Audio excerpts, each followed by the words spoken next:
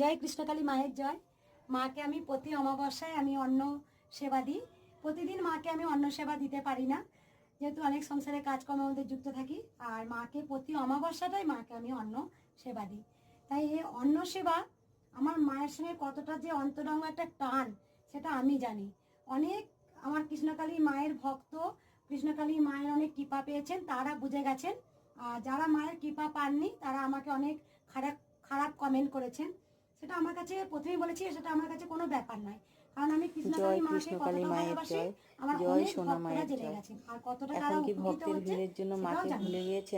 এই পায়েসটা আমি মাকে যখন সারাদিন উপোস করে থাকার পর এই পায়েস যখন মাকে আমি সেবা দিই, মাকে যখন আমি নিজের হাতে খাইয়ে দিই, কিন্তু মা আমাকে যেন বলেন তুই আমার সামনে খা।